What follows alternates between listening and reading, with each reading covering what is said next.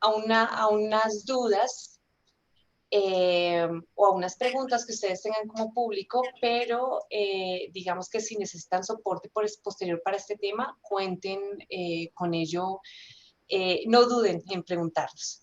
Bueno, muy bien, entonces procedo directamente a la presentación. Permítanme un segundo, comparto toda la pantalla. Y arrancamos por aquí. Bueno, ven pantalla, ¿verdad? Creo que sí. Sí la vemos, Listo, doctora. Bien, bien, muchas gracias. ¿Perdón? Entonces nos vamos a concentrar en el tema de revisiones sistemáticas de literatura con método Prisma. Pero antes de eso, digamos, es importante comprender los tipos de revisiones de literatura, cómo hacemos revisiones de literatura comúnmente y cómo esta técnica ha venido cobrando mucha importancia, iniciando en áreas como medicina, ingeniería y ahora en el área de gestión, ciencias económicas, contables, administrativas, ha cobrado como bastante relevancia para obtener evidencias de calidad. Vamos a ver otras opciones de revisiones sistemáticas de literatura, no solo está Prisma. Vamos a ver el procedimiento de Prisma desde varias aristas. Vamos a ver unos consejos clave y entre otras les voy a presentar un spoiler de una herramienta nueva que estamos diseñando acá en la facultad para revisiones sistemáticas de literatura en gestión. Vamos a ver recursos clave como para poder hacer esto más sencillo y voy a dejar unos datos de contacto para lo que quieran, para lo que necesiten de verdad. Acá estamos disponibles para el Instituto Politécnico Nacional, la Universidad Nacional de Colombia, no solo yo. Entonces, a veces estamos así, ¿no? Como tratando de buscar como por qué brecha analizo la literatura y me pongo a buscar sobre un tema y creo que es nuevo y vamos a ver que ya hay como 7 estudios sobre el tema, o veo un tema novedoso pero no hay estudios de donde los pueda soportar. Entonces, a veces estamos así, ¿no? Como, ¿cómo le busco a mi revisión o a mi investigación esa literatura? O también, bueno, nos envían a refinar las preguntas de investigación y como que no veo con demasiada claridad. Entonces, digamos que la revisión de literatura va a ser una fuente de investigación más. Es decir, en el proceso de investigación podría pensarse que esta es una fuente secundaria. Sin embargo, al ser secundaria no es que no sea fundamental, es absolutamente fundamental desarrollar una sólida revisión de literatura. No puede tener un tema de investigación, una pregunta de trabajo, pero para que se convierta en una pregunta sólida de investigación o una línea de investigación como investigador, pues se requiere un sólido proceso de revisión de literatura. Sin embargo, uno no puede emprender una revisión de literatura sistemática sin que tenga una comprensión general previa de un tema. Digamos que las bases sí están en los libros, pero digamos, los apoyos que ofrece la literatura científica como los handbook, los sistemas de indexación y resumen, y ya, digamos, herramientas de procesamiento como bibliometría, etcétera, van a ayudar a hacer una sólida revisión de literatura. Entonces, de eso se trata. Entonces, viendo como el tema en contexto, hay 2 grandes tipos de revisiones. Y el planteamiento es que a veces hacemos revisiones narrativas que nos ayudan a dar cuenta del estado del arte. Estas revisiones narrativas es voy buscando el tema, voy leyendo y me doy cuenta que en lo que leo citan ciertos referentes, voy a ese referente y hago como un bola de nieve, ¿no? Entonces de ese referente tomo otros 2 y otros 2 y otros 2, pero ese proceso no es sistemático, es más bien, digamos, circunstancial, podría llamarse en algunas ocasiones aleatorio, el que yo vea una cita que me llame la atención y luego la busque. Entonces, cuando hago como una búsqueda en Scholar Google y reviso como lo que hay y voy leyendo, y no tengo tal vez un orden determinado, sino voy leyendo lo que me va interesando, esas son revisiones de tipo narrativas. El gran problema es que puede tener algunas fuentes que podemos reportar, ¿cierto? Puede haber un método bola de nieve, los criterios de selección de pronto no son tan claros, pero la mayor desviación que puede haber en este tipo de revisiones es que no es reproducible. Quiere decir que si otro individuo con el mismo interés de investigación buscara, no va a buscar igual que yo, porque primero el algoritmo de Scholar Google va a ir ahí modificándose y de acuerdo a la región en donde esté, las novedades que hay en la literatura, le va a mostrar a esa persona cosas diferentes. Entonces, acá tenemos el primer problema de la revisión narrativa. No es que sea negativo hacerlo así, digamos que muchas tesis se han construido de esa manera y han producido conocimiento interesante, sólido. Sin embargo, habiendo una alternativa como una revisión sistemática, que puede ser reproducible, que alguien puede retomar desde el punto que yo la dejé, pues hace que el proceso corresponda un poco más al método científico. Entonces, lo que hace una revisión sistemática es poder obtener evidencias de calidad, revisando como la literatura más posicionada y además como midiendo la literatura bajo un mismo rasero o bajo una misma balanza. ¿Por qué? Porque tengo que tener unos criterios de selección a priori para la literatura. Tiene varios métodos y además debo reportar con claridad las fuentes, las ecuaciones de búsqueda para que ese proceso sea reproducible, ¿no? Su uso se está adaptando para nuestra área de conocimiento, para las ciencias sociales, para la gestión, para la administración, para las ciencias económicas. Hay algunos cuestionamientos que tiene, por ejemplo, que hay cosas que no están en las bases de datos, sí, pero hay formas de hacer búsquedas exhaustivas y como que poder abordar ese problema. Entonces, si vemos como todo el universo de las revisiones, vemos que las que no son sistemáticas envuelven este tipo de métodos. Las revisiones sistemáticas van como más al punto, a lo que quiero plantear, son más segmentadas, tengo mayor claridad, mayor delimitación de lo que estoy revisando. Mientras que también existen las revisiones sistemáticas con metaanálisis. Sin embargo, estas son poco usadas en nuestra área porque el metaanálisis requiere que haya evidencia que maneje las mismas variables en los estudios y que muestre de alguna forma el impacto, digámoslo así, de una variable en otra, ¿no? Debe haber una variable dependiente, independiente en los estudios que analice. Y el metaanálisis lo que hace es tomar toda la evidencia disponible y ver como cuál es la mejor solución para explicar una variable. Muy usada en medicina por los estudios que hacen, pero digamos en nuestra área de conocimiento hay mucha variabilidad en las categorías orientadoras o variables que se utilizan y ha sido difícil, digamos, abordar las revisiones de esta manera. Entonces, si uno pusiera gráficamente las revisiones sistemáticas, es esto, es decir, tengo cierta cantidad de estudios, cierta cantidad de artículos, etcétera, pero una revisión sistemática lo que hace durante el proceso es ayudarme a organizarlos para ver las evidencias de alta calidad. Que de todos modos los estudios no solo se seleccionan en principio, sino que se les evalúa la calidad para que, digamos, yo no esté tomando como a cualquier autor, sino un autor que ha hecho un proceso muy riguroso en sus métodos. Que reporta los niveles de confiabilidad, que tiene muestras significativas o que si hizo un estudio cualitativo se haya hecho con el rigor y con los planteamientos de confiabilidad o de rigor y validez que se plantean para lo cualitativo. Entonces, siempre cuando tengo una revisión sistemática voy a tener las mejores evidencias. Hay varios tipos de revisiones sistemáticas de literatura. Acá planteo algunas de ellas. Acá en la presentación les va a quedar como un link a este paper que es de donde está, digamos, de manera más ampliada esta información.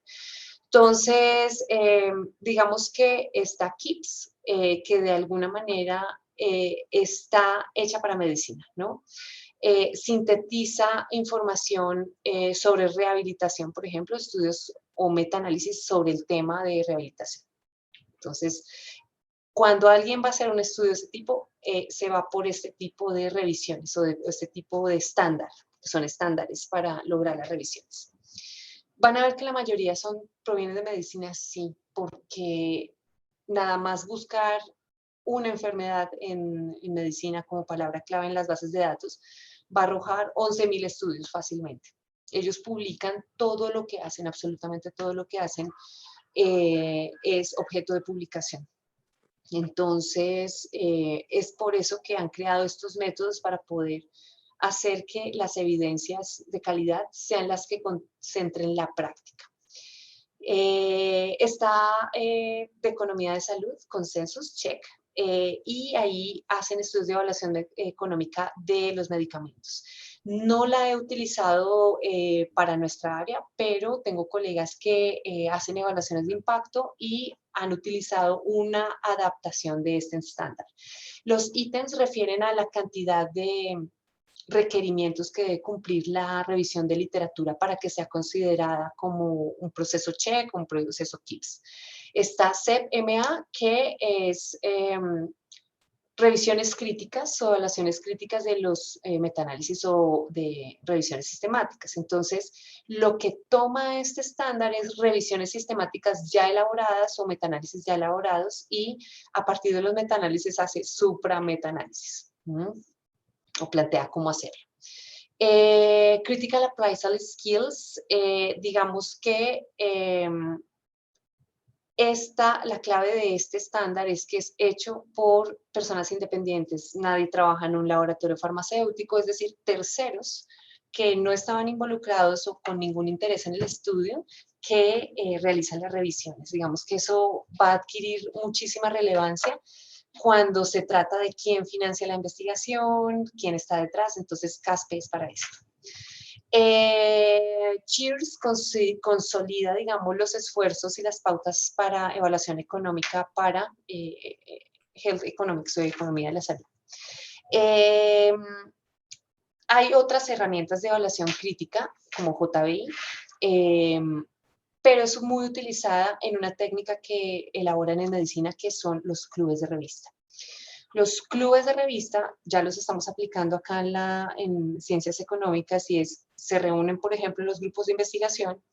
Por ejemplo, mi área es comportamiento del consumidor, por dar un ejemplo.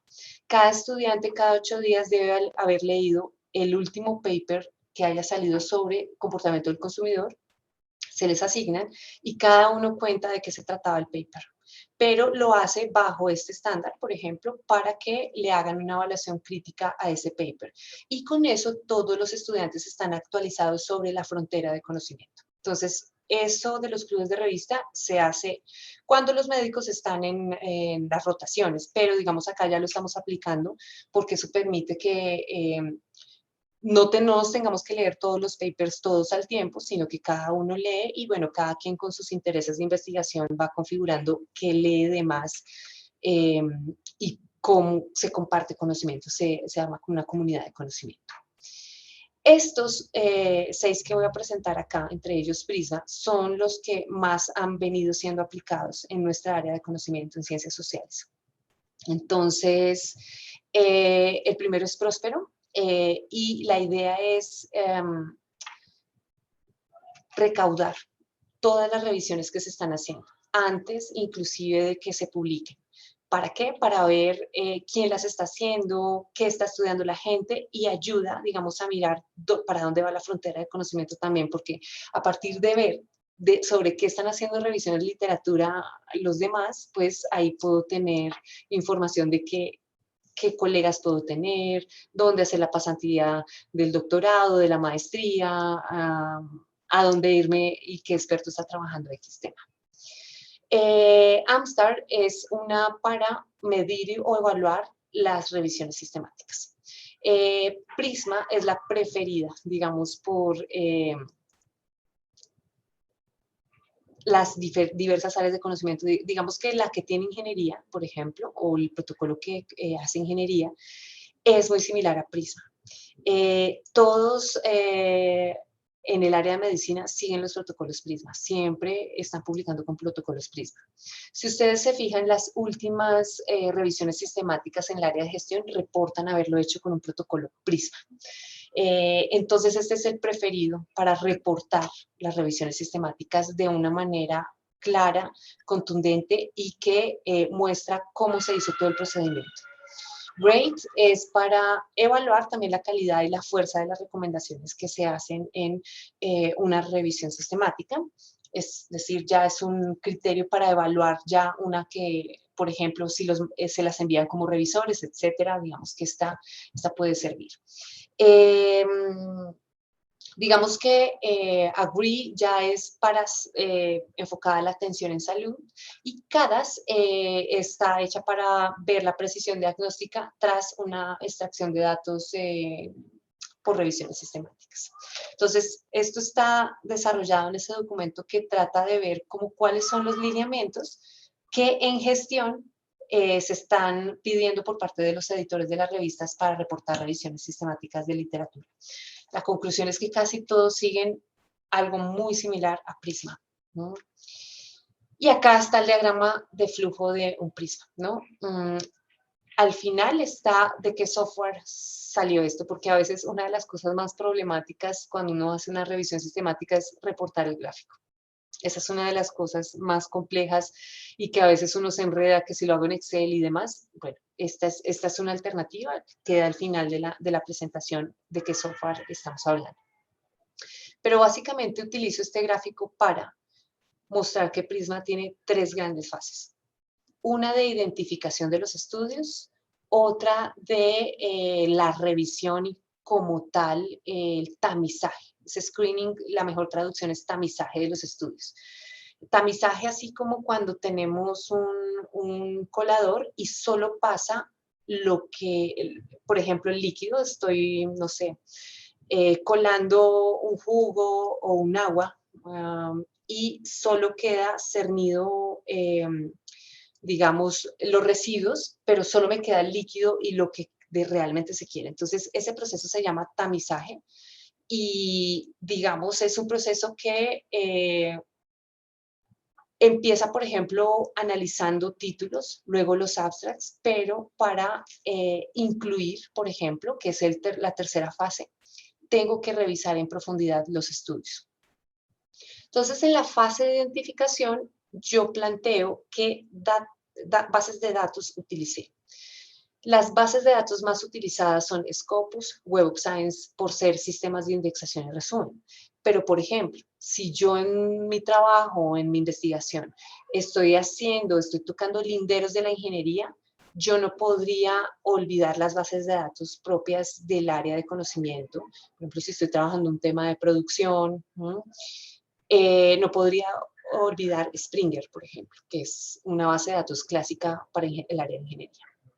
Por ejemplo, si estoy trabajando temas de economía de la salud, comportamiento del consumidor que base a neurociencias, yo no me podría olvidar de una base de datos o de consultar la base de datos con los mesh terms, por ejemplo.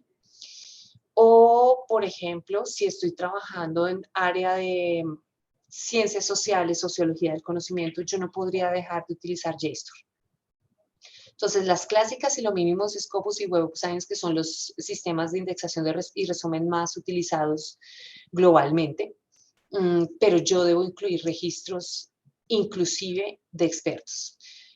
Y eso le pone un toque narrativo también a la revisión, ¿no? Y es que si yo consulto con expertos sobre temas, sobre el tema, me voy a dar cuenta que el experto tiene unos estudios que recomienda. Entonces, ¿los puedo incluir? Sí, los puedo incluir. Entonces, lo primero que se hace en un Prisma es identificar qué documentos están duplicados, ¿sí? Porque las bases de datos, al ser diferentes, van a tener temas en común. Los registros que de pronto no pueden ser automatizados, también debo identificar, porque digamos eso va restando, ¿no?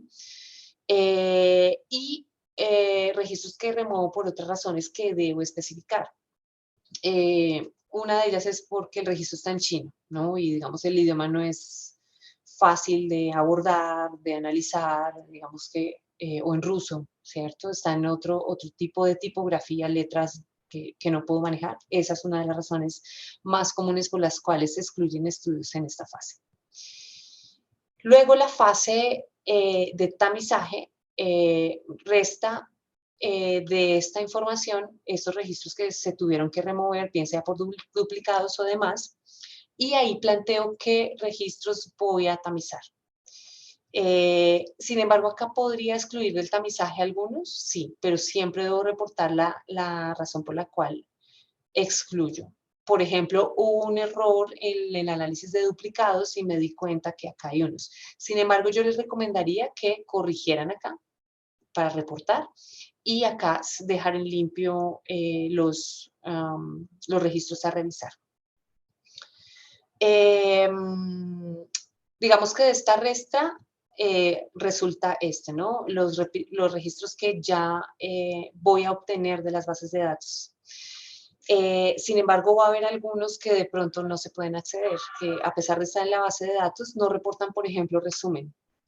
Y ustedes yo creo que ya lo han visto, buscan en las bases de datos y el documento está en Scopus, lo reportan en Scopus, pero no tienen ni palabras clave, ni dónde ubicarlo, son errores de la base de datos. Entonces, esto se plantea acá.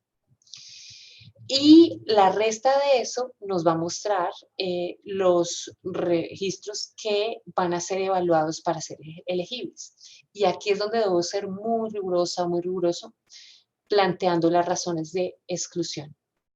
Por ejemplo, si estoy trabajando fintech para pymes, esa es como una línea de investigación que estoy, digamos, manejando en este momento.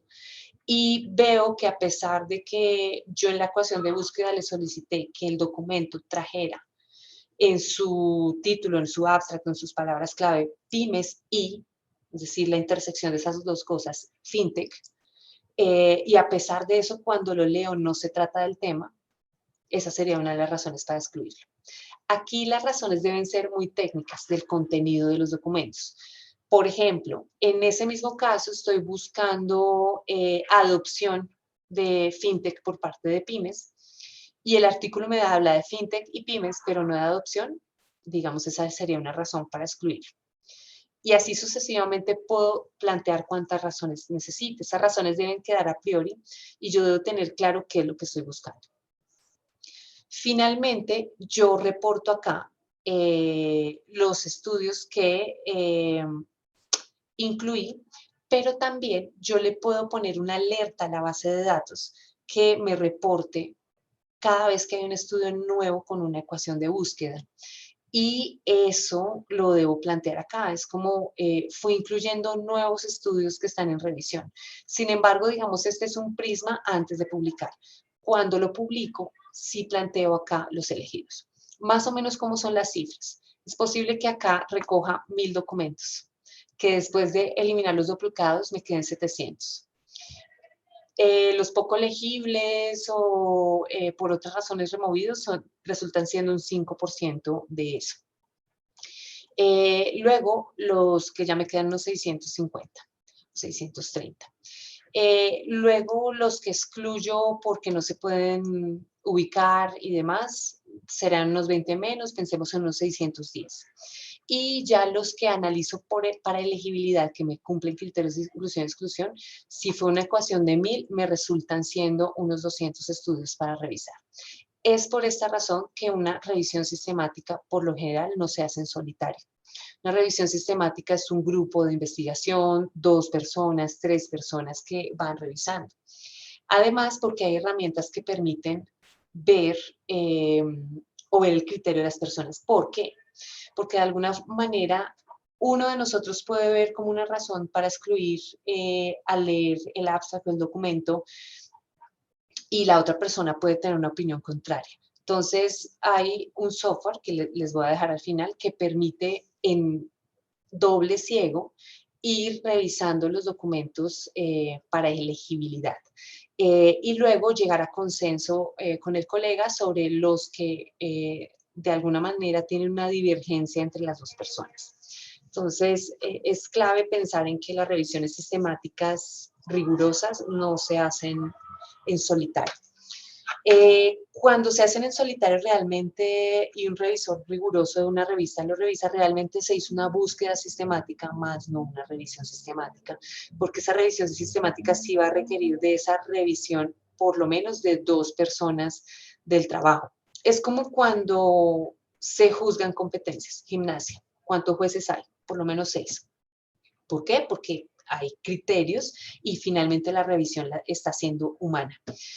Que yo puedo hacer acá, por ejemplo, un buscar sí, un buscar B y filtrar con Excel los récords para que sean, digamos, los registros para que sean más rápidos. Sí, sí, sí, el proceso puede ser más rápido. Acá yo puedo aplicar tecnología, sí, porque finalmente es una base de datos. Pronto la inteligencia artificial estará haciendo esto por nosotros, pero acá en la revisión de criterios sí es muy importante una mirada humana. Bien, esta es otra forma de representar un prisma. Y acá hay un paper publicado con una revisión de este tipo que les queda ahí para consulta. Entonces, acá hay una gran diferencia con la anterior y esa es la diferencia que entra a ser clave para Cirema, por ejemplo. Y es que a veces cometemos errores en el diseño de las ecuaciones de búsqueda. Digamos, México es muy cercano a Estados Unidos, ustedes tienen un muy buen manejo de inglés, pero eso no pasa en todo lado. En Francia hay problemas, etcétera. Entonces, sí es clave esta fase, que ya se las voy a explicar con detenimiento. Entonces, lo que se plantea acá es un prisma, pero también está planteado como desde otra forma gráfica y desde otra mirada.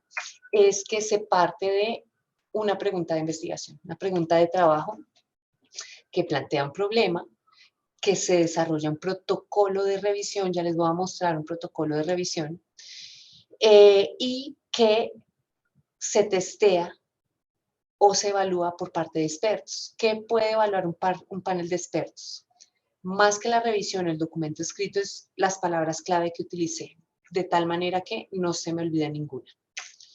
Los prototipos de ecuación para mejorarlos y que las que yo ejecute realmente ya sean las que vale la pena ejecutar, que yo no tenga que retrabajar.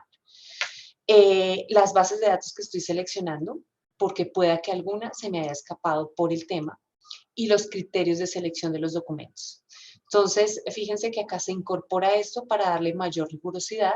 Esto retroalimenta ese protocolo y de alguna manera ahí sí empiezo en la fase de identificación que sigue siendo esta misma de acá arriba. Esa identificación me permite ver las ecuaciones de búsqueda, las palabras claves ya puestas en marcha en la base de datos y ejecutar el protocolo. En este caso se hizo en Scopus y Web of Science. Se recaudaron un total de 1.072 artículos para este trabajo. Después de duplicados fueron casi 900. Se excluyeron por no tratarse del tema un poco menos de 100, perdón. ¿Cómo se hizo? Para que ustedes lo tengan presente, solo revisando el título. Con el título nos dimos cuenta, este documento no sirve. Cuando el título era dudoso, lo manteníamos y después los analizamos como con más detenimiento. Sin embargo, durante esa revisión hicimos un ejercicio de identificar o clasificar los textos que trataban sobre gestión pública para el transporte. Esto es la experiencia de usuario en transporte. De ahí tomamos 106 documentos y los que trataban de transporte público eran 27. De esos 27 hicimos un análisis en profundidad para, digamos, ver la elegibilidad de los documentos, de los cuales definitivamente excluimos 6 por calidad metodológica, y los que fueron incluidos en la revisión sistemática para hacer una síntesis cualitativa de los trabajos fueron 21. Ahí analizamos en profundidad el propósito, sus variables, el muestreo, los resultados y lo más importante, que es lo que plantea esta revisión, es contribuciones para futuras investigaciones en el trabajo, que esa es una de las posibles líneas de trabajo cuando estamos haciendo revisiones sistemáticas. Entonces, por ejemplo, ahí ya hicimos un ejercicio más deductivo, inductivo también, para clasificar, codificar y realizar un análisis descriptivo. Entonces, esta es otra forma de mostrar un protocolo Prisma. Ahora, cuando yo estoy haciendo un proceso de revisión sistemática, hay que tener presente que no solo se trata de reportar este gráfico, leer los estudios, sino de lo que nos ocupa casi siempre cuando hacemos investigación. Definir muy bien el problema a partir de una pregunta, a partir del protocolo de revisión y los criterios de inclusión-exclusión. Eso va a ser fundamental. Ahora, después, en el ejercicio recolecto los datos, busco la literatura, extraigo la información de las bases de datos. Posteriormente hago una evaluación de los datos, ahí reviso los criterios de inclusión y exclusión, evalúo la calidad de los estudios, me quedo con los mejores y allí sí miro e interpreto los estudios, analizo los efectos, las variables, las futuras investigaciones y después preparo el reporte con esa información. Vamos a ver un protocolo, cómo se hace. Entonces, lo primero es definir ese borrador de la pregunta o temática. Claro, cuando yo refine el protocolo ya no va a ser un borrador de preguntas, sino ya es la pregunta que le hago a la revisión. Selecciono las palabras clave y ahí mi consejo principal es revisar en tesauros. Los tesauros son diccionarios de palabras clave. Hay uno muy útil que se llama STW Thesaurus, porque en alemán tienen el mismo problema que nosotros en español traduciendo. Y STW Thesaurus para ciencias económicas permite escribir la palabra en inglés, pero muestra todos los sinónimos de esa palabra para ciencias económicas. Hay tesauros de UNESCO para ciencias administrativas en EBSCO, pero acá lo clave es mirar muy bien las palabras, porque si yo selecciono mal las palabras, la ecuación de búsqueda arroja resultados, pero voy a tener problemas en la revisión. ¿Listo? Definir la población, es decir, es clave, aunque ese puede ser después un criterio de inclusión-exclusión, pero es clave ver si estoy trabajando pymes, porque por ejemplo, si me salen 2.000 estudios, abandono la revisión sistemática. Entonces, para no abandonar y realmente que le salgan a unos resultados razonables son 500, 300, entre 100 y 500. Ya cuando salen 1.000, ya uno empieza como a mejor me rindo de las revisiones sistemáticas. Entonces, pues yo puedo filtrar por población. Por ejemplo, si estoy revisando clima organizacional y compromiso, y con esas dos palabras clave me salen resultados razonables, pues perfecto. Pero si me salen 2.000 resultados y estoy trabajando en mi pregunta de investigación en grandes empresas, pues pongo la palabra clave en intersección para que me arroje unos resultados un poco más delimitados. Hay otros trucos para delimitar, por ejemplo, buscar solo por el título, no el título, palabras clave y abstract, sino la variable principal la busco solo en el título. Otro asunto importante, pero bastante controversial, es definir ventanas de observación, ventanas temporales en este caso.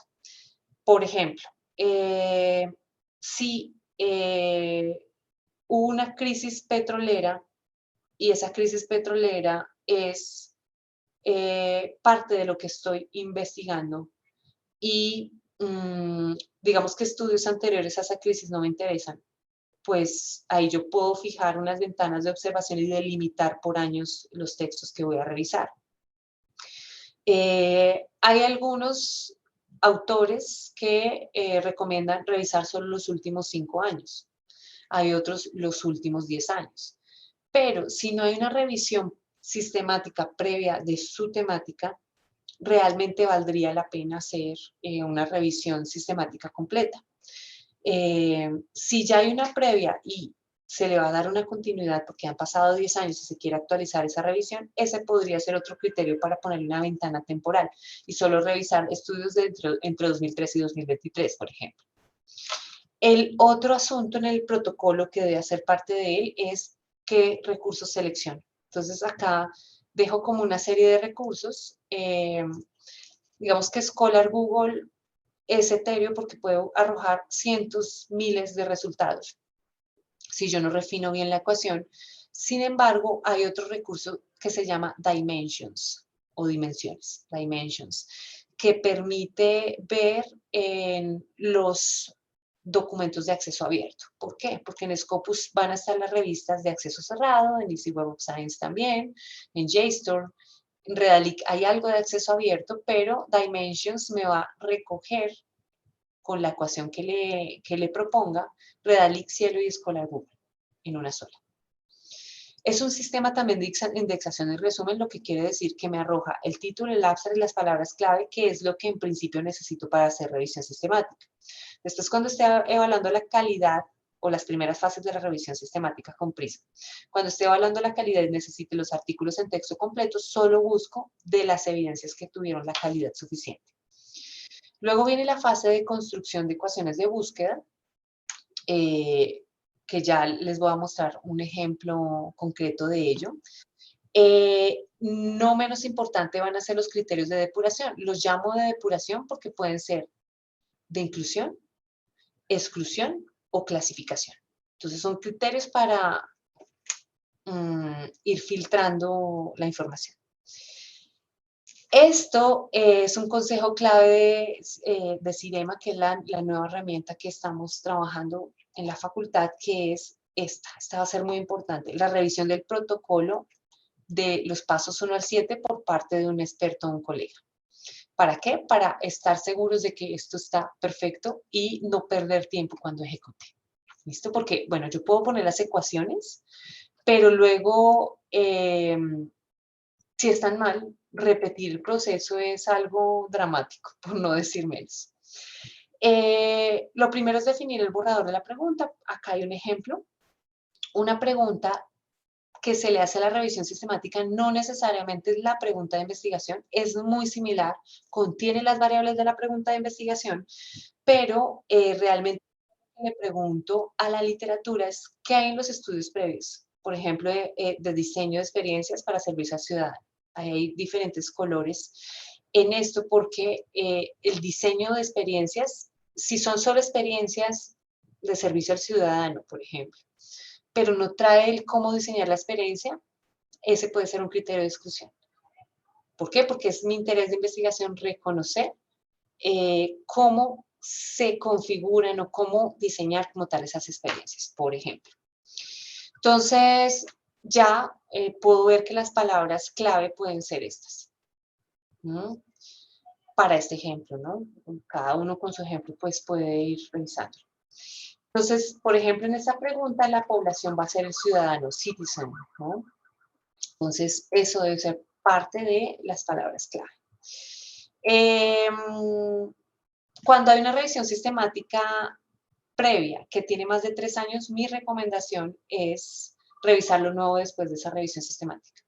Sin embargo, se debería utilizar exactamente la misma estrategia de búsqueda, la misma ecuación. Si es muy o es sustancialmente diferente, pues yo debería hacer un tema o una revisión, digamos, un poquito más exhaustiva, ¿no? Ahora, en nuestra área no es común encontrar revisiones sistemáticas, cada vez se está volviendo más común. Y digamos que las revisiones rigurosas llevan apenas unos 5 años. Entonces, sí es importante no colocarle ventana de observación, sino tengo una revisión previa. ¿Para qué? Para poder ver toda la literatura. La selección de los recursos. Pero me devuelvo un poco a las palabras clave. Yo podría acá ayudarme un poco de bibliometría, de análisis en Voice Viewer, en Bibliometrics, para identificar las palabras clave. ¿Cómo? Con el prototipo de la ecuación, subo la información y ahí puedo darme cuenta de cuáles son otras palabras clave que puedo tener para la revisión de literatura. Entre otros beneficios que tiene la bibliometría, que eso puede ser un asunto como de otra conferencia, si así lo estimo. Por ejemplo, acá en la selección de recursos, insisto en que Dimensions les va a permitir ver esas 3 bases que ya he mencionado, pero también una muy importante, y es que las revistas de acceso abierto están en acuerdo en un repositorio que se llama DOAJ, o Directory of Open Access Journals, ¿no? Entonces, esto es como lo mínimo para buscar, pero yo, dependiendo del tipo de pregunta, si hay una base de datos especializada, la debería tomar. Ahora, yo he hablado de algunas herramientas bibliográficas específicamente. Por ejemplo, los sistemas de indexación y resumen de acceso restringido son Scopus, que es el más universal, y Web of Science. Sin embargo, si bien van a haber registros duplicados entre esas bases de datos, van a encontrar que algunas revistas solo están en Web of Science porque, digamos, es interés de ellas solo estar en el JCR, ¿no? Mientras que Scopus, a pesar de que es una base de datos exigente, valga la pena decir que una revista emergente lucha mucho por llegar siquiera a Scopus. De todas maneras, es un poco más universal que Web of Science. Acceso abierto, Dimensions, y también van a haber bases de datos que contienen los artículos en texto completo. Valga la pena mencionar en nuestra área de conocimiento Emerald, que es una super base de datos, pero ustedes van a encontrar ahí los documentos en texto completo. Sin embargo, se puede exportar la información de título, abstract, palabras clave, para poder ingresarlos al proceso de revisión sistemática de literatura. ¿Cómo se construyen las ecuaciones de búsqueda? Entonces, acá opera la álgebra booleana, por la teoría de conjuntos. Entonces, cuando hay palabras similares, por ejemplo, diseño de servicio, lógica dominante de servicio, yo debo utilizar suma lógica.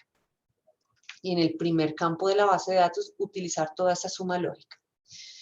Producto lógico implica la intersección. Entonces, ahí uso AND. Por ejemplo, lógica dominante de servicio o service design y todas esas y los que también contengan, por ejemplo, sector público, para nuestro caso, o servicio al ciudadano. ¿No? También yo puedo operar las diferencias lógicas. Se utilizan un poco menos en este tipo de ecuaciones, pero, por ejemplo, si hay un tema que puede generar ambigüedad en otra área de conocimiento, se pueden excluir los documentos con el NAT, ¿no? En esas bases de datos. Acá es clave afinar un poco esas preguntas de interés. Y las preguntas iniciales de revisión pueden ser: ¿cuáles son los métodos vacíos y líneas futuras de investigación en el tema que estoy trabajando? Pero puedo tener unas subpreguntas para poder trabajarlo en la revisión sistemática.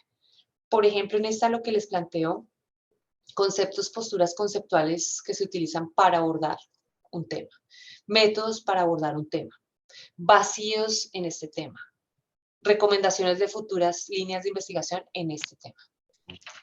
Y hago, digamos, analítica de los datos que me interesan según mis preguntas de trabajo. Entonces, acá hay unos ejemplos de cómo opera OR. OR me va a unir las cosas. Ya AND me va a trabajar dos conjuntos y me va a mostrar solo la intersección entre los temas. Y, por ejemplo, aquí, como ya el prototipo de las ecuaciones. Entonces, aquí hay que tener presente que yo debo llevar las fechas en los que hago las búsquedas porque cada día se publica algo diferente de cada tema. Entonces, es importante tener eso presente. Entonces, por ejemplo, en esta se trabajó título resumen, en las opciones de búsqueda o en el filtrado, se obtuvieron 1.187 resultados en Dimensions. Para búsquedas de palabra exacta en Dimensions se usa entre comillas, como en Google. Por ejemplo, ustedes pueden ver una diferencia que, no identifico la diferencia, pero no es marginal. Acá en Scopus, por ejemplo, ustedes se fijan que se usan las llaves. En Scopus se usan las llaves para delimitar palabras exactas. ¿Se puede usar entre comillas? Sí, pero entre comillas lo que va a significar para la base de datos es que esas dos palabras están son cercanas en la base de datos o en el abstract, están cerca la una de la otra. Pero para buscar palabra exacta, en vez de las comillas en Scopus se usan las llaves. En Web of Science funciona con entre comillas. y digamos que, por ejemplo, en este caso se obtuvieron 356 artículos, digamos, un poquito menos. En Web of Science siempre van a ser menos artículos porque es una base más exclusiva, esta es abierta y esta es la más inclusiva de las cerradas, Scopus. Entonces, ¿de estos habrán duplicados? Sí, deben haber duplicados. Y eso es lo que me ayuda a analizar un software como Ryan, que ya lo vamos a ver como en el listado de posibles ejemplos. Por ejemplo, los criterios de depuración, en este caso, por ejemplo, es artículos que tengan posturas conceptuales, variables y métodos para el diseño de experiencias para el ciudadano. ¿Por qué? Porque es lo que estoy trabajando en la pregunta. ¿Qué exclusión podría trabajar? Que no pertenezcan al sector público o artículos que no tengan trabajo de campo, que sean solo de revisión. Porque, por ejemplo, no estoy trabajando en ver conceptos, sino solo métodos.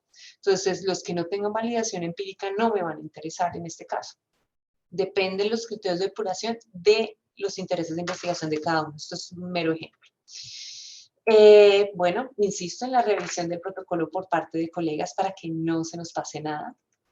Y durante la ejecución, la recomendación es utilizar un software que permita ver los duplicados. Uno es Mendeley, pero el más utilizado es Ryan, porque va a permitir no solo eliminar los duplicados, identificarlos con facilidad, sino realizar el proceso de clasificación de la información. Pues, lo recomiendo muchísimo. Es gratis además, que pues aún me gusta más cuando es gratis. ¿Cómo se hace la ejecución? La ejecución de una revisión sistemática de literatura implica una primera tamizaje de los títulos, revisándole los criterios de inclusión, exclusión. Si tienen dudas de un título, como que sí, como que no, mejor incluyanlo. Ya después van a poderlo excluir más adelante. O sea, acá es mejor tener más que menos, que sobre y no que falte. En este paper, que también les queda vínculo, se explica cada una de estas etiquetas, ¿no? Inclusive hay una base de datos hecha para poder, o de ejemplo, para poder realizar un proceso de revisión sistemática de literatura. Por ejemplo, los identificadores del documento ya me los miro en los abstracts, ya se supone que esos títulos los incluí, pues ya analizo ya los abstracts del documento frente a sus identificadores, frente a sus estrategias metodológicas y frente a los hallazgos. Y ya los que realmente voy a incluir, les hago evaluación, que es lo que está en esta base de datos, que está en la tercera parte de este documento, en la parte de evaluación de documento. Y ahí sí, esos son los que realmente incluyo en mi estudio. Sí, pueda que inicie con 800, pero revisar 800 títulos, créanme que no es dramático. Y mirar rápidamente esos criterios de exclusión se pueden ayudar de algo de inteligencia artificial o de unas ecuaciones sencillas o unos filtros en Excel. No tiene muchísimo misterio. Los abstracts, ya como son menos, va a ser un trabajo un poco más fluido. Y los artículos, ahí sí van a demorar un poco porque si son 30 artículos a incluir, etcétera, pero ya va a ser la evidencia de mucha calidad. A diferencia de la revisión narrativa, me puedo demorar más, pero acá tengo garantía que es evidencia de muchísima calidad. Acá hay unos recursos que les invito a revisar. Este es el de diagrama de flujo de Prisma que les mostraba inicialmente, el ZenFlowChart. Hay una parte gratuita, hay otra parte de pago. Pero bueno, con la gratuita se pueden hacer muchas cosas. Está Ryan, que es el que permite hacer revisiones sistemáticas, ejecutarlas, ya aplicar criterios de inclusión y exclusión, exporta fácilmente a Excel también. Este es el paper de revisiones sistemáticas de literatura en administración y aquí está el de CIREMA, las revisiones sistemáticas de literatura en gestión o en management, que pronto está por salir en la revista Innovar. Ahí les dejo el link a la revista Innovar. Pero si de pronto quedan con la duda, lo quieren ya, pues puedo compartir el documento que está en borrador. Pero créanme que en los próximos 20 días estará al aire en revista Innovar. Bueno, eso es todo por este momento. No sé si tengan preguntas, si quieran ver como un ejemplo concreto. Claro que un ejemplo, digamos, más concreto y de pronto una asesoría frente a las ecuaciones de búsqueda o algo así, pues lo podemos ver en otra sesión. Estos son los datos de contacto del grupo de investigación y abiertas todas las puertas para el Instituto Politécnico Nacional y lo que requiera de la Universidad Nacional de Colombia. Muchas gracias. Muchísimas gracias, doctora. Estamos muy satisfechos con toda la información que nos ha compartido. Yo aquí tengo algunas reflexiones que he estado anotando a lo largo de esta interesante charla. Y bueno, aquí las voy a empezar a comentar. Por ejemplo, eh, algo muy importante que usted hace notar, pues es esta cuestión de que los artículos que se publican en las diversas revistas, en las revistas que acaban indexadas en bases de datos como las que nos mostró, pues contienen metadatos y justamente esos metadatos nos permiten hacer toda esta, el usar todas estas herramientas que nos acaba de mostrar. El Politécnico tiene una serie de bases de datos que están contratadas y que a través del correo institucional podemos utilizar, podemos accesar a través de la Biblioteca Nacional de Ciencia y Tecnología. Esta herramienta que nos mostró, pues es un estándar internacional para hacer estas revisiones sistemáticas de la literatura sobre un tema, particularmente aquí en el área de management. Y que bueno, también usted nos hace ver que pues tiene esta otra eh, cara, esta otra utilidad para cuando uno está como revisor, como arbitrando artículos que permite uno darle un mayor valor a aquellos artículos que vienen con esta nomenclatura, que son revisiones sistemáticas. Eh, Prisma justamente, su traducción en español sería algo así como elementos de informe preferidos para revisiones sistemáticas y metaanálisis.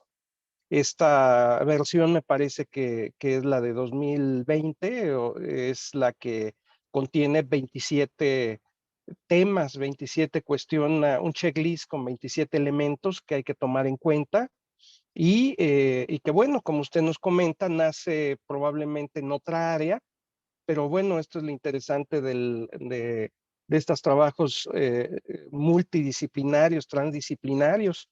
Entonces podemos alimentarnos de estos descubrimientos del área de la medicina y traerlos para las áreas de negocios, las áreas de ciencias sociales.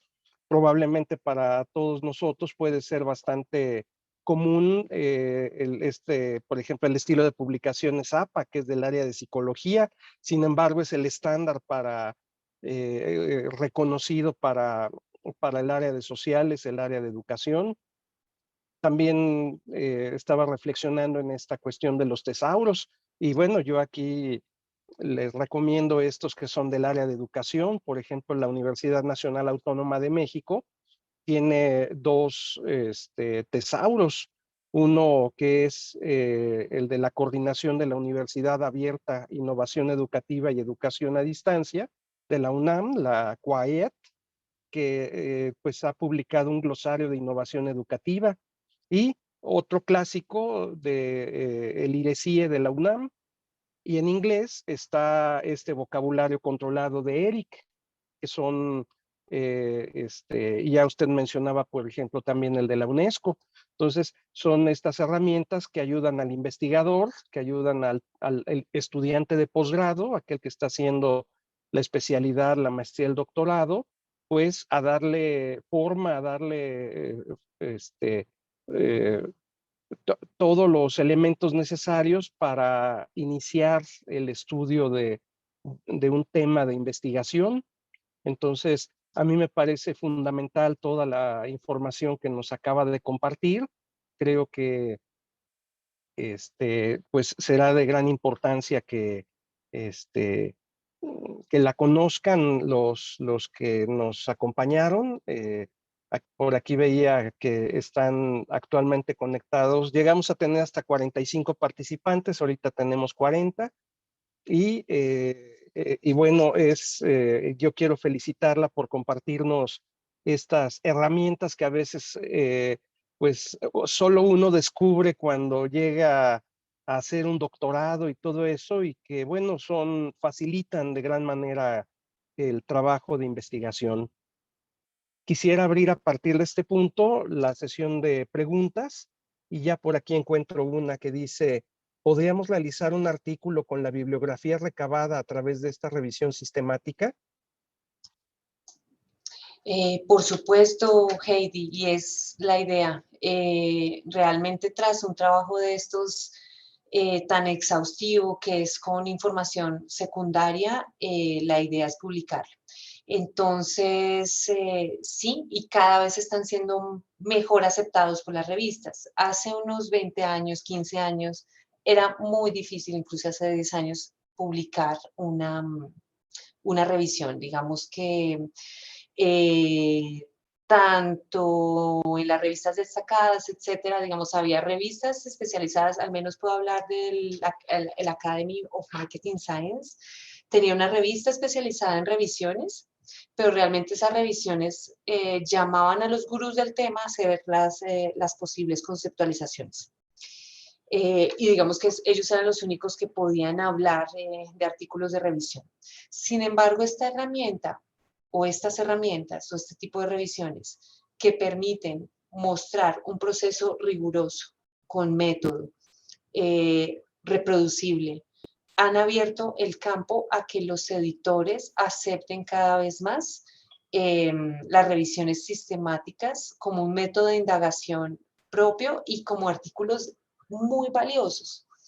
Muy valiosos, ¿por qué? Porque muestran sintetizada evidencia clave para ver como los insights de investigación de un tema. Entonces, sí, la idea es realizar el artículo, y es un artículo que va a tener un problema relacionado con esa pregunta de trabajo. Es un artículo que probablemente va a tener una pregunta similar de investigación a cuáles son las líneas de trabajo en este tema, cuáles son los métodos preferidos o cuáles son las variables que intervienen en este fenómeno. Luego, el método va a plantear inclusive el diagrama Prisma, cómo se obtuvieron los artículos, cómo se les hizo curaduría, tamizaje. Va a plantear los resultados y una discusión, unas conclusiones que no van a faltar en ningún artículo. Son ahora muy apetecidos estos artículos por los revisores. Algunos de ellos combinan el trabajo con algo de bibliometría en los documentos. Entonces, digamos, son enfoques, si bien distintos, complementarios para trabajar las revisiones. Muy bien, si alguien más tuviera otra pregunta, por favor abra su cámara o a través del chat, con todo gusto. Aquí estamos atentos a las preguntas que pudieran surgirles de esta interesante conferencia que acabamos de escuchar. Pues no veo camaritas o levanten su mano. Ahora sí que tenemos varias opciones para poder preguntar. Aquí Diana Ortiz, adelante, por favor.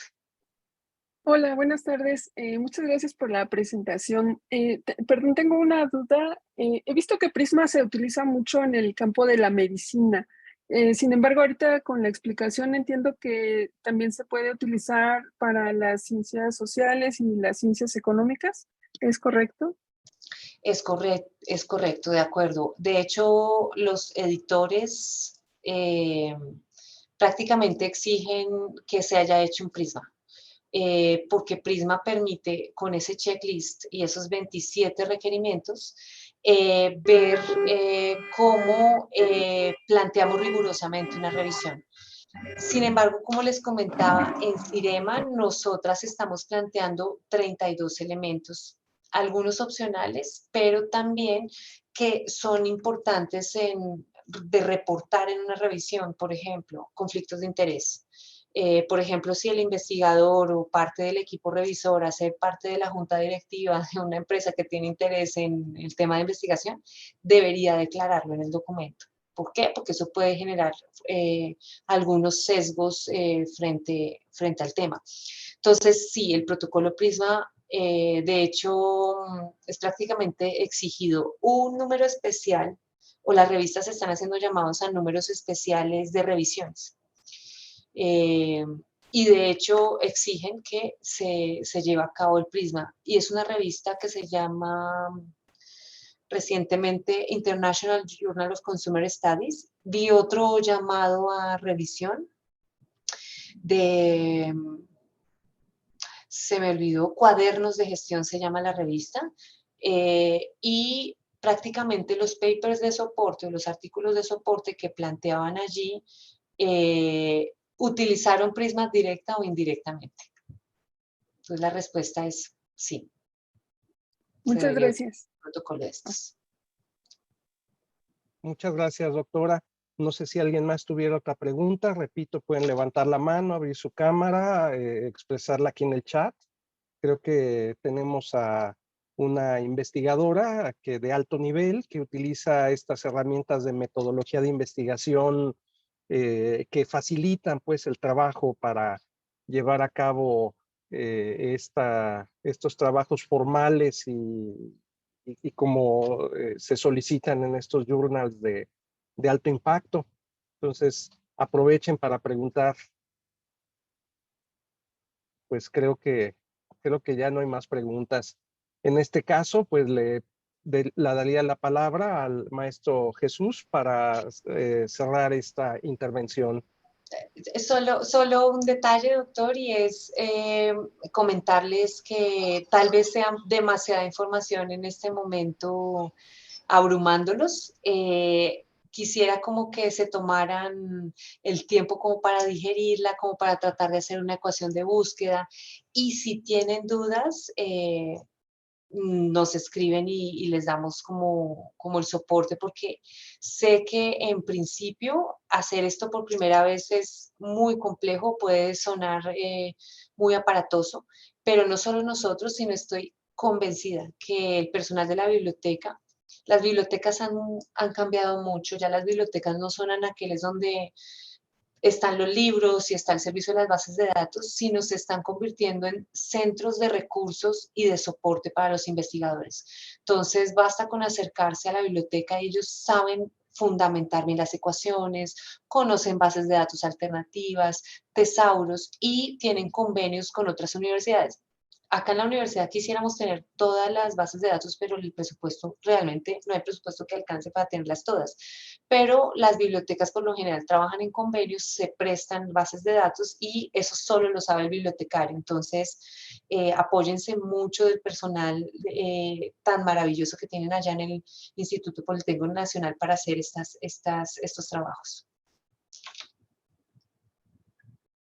Muchas gracias. Quisiera, antes de que intervenga el maestro Jesús, comentarles que la presentación y el video que acabamos de ver lo vamos a colocar en la página de la maestría en docencia. Aquí estoy escribiendo en el chat el mismo para que ustedes pudieran consultarlo posteriormente. Entonces, en un segundito aquí está ya. Ahí está. Entonces, en la página de la maestría en docencia científica y tecnológica, ustedes van a encontrar la presentación que amablemente nos comparte la doctora Sandra Patricia y el video que está grabándose. Ahora sí le doy la palabra al maestro Jesús. Muchas gracias, doctor Bustos. Bueno, doctora, pues agradecemos nuevamente que haya aceptado compartir e intercambiar estas experiencias, estos saberes, estos conocimientos que tiene, y bueno, que para nuestros asistentes también agradecerles que nos hayan acompañado, que hayan significado aprendizajes significativos. Y bueno, esperamos que sí nos vuelva a acompañar en otra ocasión, quizá en esa siguiente ocasión pues sí fuera algo más aplicado, ¿no? Ya que nos compartí esta situación de que pudiéramos haber algún ejercicio pequeño que nos pudiera ayudar. En particular en la maestría en docencia pues nos interesaría mucho esta parte en la investigación educativa para la práctica docente. Entonces, si fuera posible en alguna ocasión, pues ya le diríamos al doctor Bustos que pues nos apoye para llevar a cabo esta invitación. Muchas gracias nuevamente. Bien, pues ahora me queda pues desde aquí en este momento pues solamente sería de forma digital que le presentaríamos la constancia que le entregaremos por habernos acompañado en esta conferencia. Bien. De acuerdo, un millón de gracias por la invitación. Gracias. El Instituto Politécnico Nacional, a través del Centro de Investigaciones Económicas, Administrativas y Sociales, otorga la presente constancia a doctora Sandra Patricia Rojas Berry, por haber participado como conferencista magistral en Revisión Sistemática de Literatura con Método Prisma. Ciudad de México, 4 de mayo de 2023, la técnica al servicio de la patria, y firma la doctora Alejandra Colón Vallejo, directora del Centro de Investigaciones Económicas, Administrativas y Sociales.